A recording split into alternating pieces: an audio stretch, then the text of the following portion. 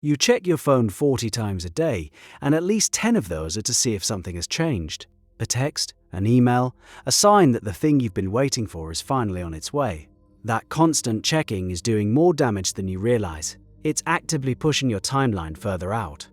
And the worst part is, the mechanism behind it is so simple that once you see it, you'll wonder how you ever missed it. Think about the last time you planted a seed, a real one, in dirt. You water it, you give it sunlight, and then you do the one thing that makes growth possible. You walk away. You let the soil do what soil does in the dark, where you can't watch. Nobody stands over a pot of basil screaming, "Why aren't you a plant yet?" That would be absurd. But emotionally, that's exactly what most people do with the things they want most. Time anxiety around manifestation has a specific texture. It's that tight, restless feeling in your chest when you've done the visualization, you've set the intention, you've taken the actions, and nothing visible has shifted.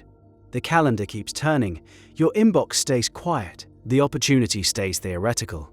So you start doing mental math. How long has it been? How long should it take? What am I doing wrong? That mental math is where the real problem starts. Because every time you calculate the gap between where you are and where you want to be, you reinforce the distance. You make the gap the most real thing in your experience. Your entire emotional state starts orbiting around absence, around what's missing, and your behavior follows your emotional state like a shadow. Researchers who study goal pursuit have found something that reframes this completely. People who fixate on the timeline of their goals consistently underperform compared to people who fixate on the process. The timeline watchers report higher stress, lower motivation over time, and a strange pattern. They quit closer to the finish line than anyone else. They burn out inches from the door. So why does this happen? Because timeline fixation converts an open, creative process into a countdown. And countdowns have a built-in failure point. The moment the clock hits 0 and the thing hasn't arrived, your brain registers it as evidence that the whole project is broken. One missed deadline erases months of momentum. The countdown was never measuring progress, it was building a trap. There's a concept in psychology called the arrival fallacy. It describes the disappointment people feel when they finally reach a goal and realize the happiness they expected isn't there. But there's a lesser-known cousin of this effect that happens before arrival.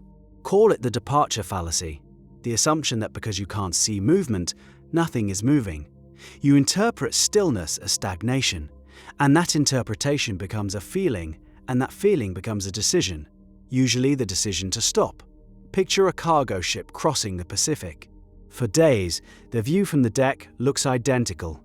Blue water in every direction, no landmarks, no visible progress. A passenger with no navigation tools would swear the ship is standing still. But below deck, the engines are burning fuel at a constant rate, the GPS coordinates are shifting by hundreds of miles per day, and the destination port is preparing a berth. Everything is in motion. The stillness is an illusion created by scale. Your goals work the same way. The reason you can't see progress is because you're standing on the deck. The shifts are happening in dimensions you don't have instruments for yet. A conversation you had 3 weeks ago is slowly reshaping someone's perception of you. A skill you practiced last month is quietly compounding. An opportunity is being assembled from parts that haven't connected yet. You're mid-ocean. The engines are running. But here's where most people make a critical error. They try to fix time anxiety by adding more action, more hustle, more visualization, more journaling, more affirmations. They treat the anxiety as a signal that they're doing too little. Often it's a signal they're gripping too hard. There's a difference between engaged action and desperate action. Engaged action comes from alignment. You do the thing because it feels like the next right step. Desperate action comes from fear. You do the thing because you're terrified that stillness means failure. Your body knows the difference. Engaged action leaves you tired but satisfied. Desperate action leaves you tired and hollow. Pay attention to which one you're running on. That signal is more useful than any timeline. One practical shift that changes the entire dynamic. Replace "when will it happen" with "what is this time for?" That single reframe turns waiting into preparation. The in-between period stops being empty and starts being functional. Maybe this stretch of apparent nothing is building your capacity to handle what's coming. Maybe the delay is protective. Arriving at a version of your goal before you're ready for it is its own kind of disaster. People who win the lottery and lose everything within 5 years didn't have a money problem, they had a readiness problem. The money arrived before the infrastructure to hold it. Consider the bamboo tree. It's the most overused metaphor in personal development, so let me tell you the part people leave out. During those years of invisible underground growth, the root system is becoming so dense and so interconnected that when the visible growth finally starts, it happens at a rate of up to 3 feet per day. The delay and the speed are causally linked. One creates the other.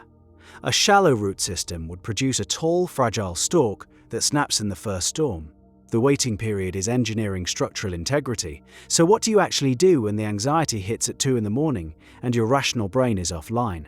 You need a physical practice, because thoughts alone can't override a feeling that lives in the body. Try this. When you notice the tightness, the "why hasn't it happened yet" spiral, put your hand on your chest and take one slow breath. Just one. Then say, out loud or silently, "The engines are running." That's it. You're not trying to convince yourself of anything. You're reminding yourself that your vantage point is limited. You're on the deck. The GPS is moving. Over time, this interrupts the pattern. The anxiety still shows up. It probably always will, because caring about outcomes is human. But it stops running the show. It becomes a passenger instead of the captain. You feel it, you acknowledge it, and then you return to the only thing that was ever in your control: the next action. There's one more layer to this that rarely gets discussed. Time anxiety often masks a deeper fear that has nothing to do with timing. It's the fear that you chose wrong, that the thing you want is the wrong thing, or that wanting it reveals something broken about you, or that the universe's delay is actually a rejection letter you're refusing to read.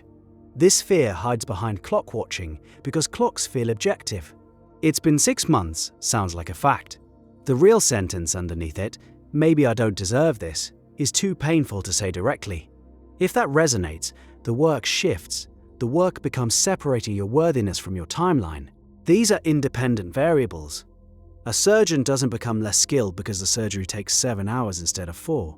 The duration measures complexity. It measures nothing about the surgeon's hands. Your timeline measures the complexity of what you're assembling, the number of moving parts, the coordination required, the preparation your future self still needs. It measures nothing about your value or your alignment or whether you chose correctly. The delay is logistical. It feels personal because everything feels personal when you care this much. The people who manifest with the least friction share one quality. They hold the vision loosely. They care deeply about the destination, but they've made peace with the route being outside their jurisdiction. They do their part. The actions, the mindset work, the showing up, and then they genuinely release the scheduling. They trust the engines. That trust gets tested constantly. Every day without visible proof is a small exam, and failing it occasionally is fine. The goal isn't to become some serene, anxiety-free monk who never checks the mailbox. The goal is to check the mailbox, notice it's empty, and go back to building something instead of standing on the porch. Your ship is mid-ocean right now. The water looks the same as yesterday. That sameness is telling you exactly one thing. The scale of what you're crossing is bigger than your eyes can measure from deck level. The engines are running.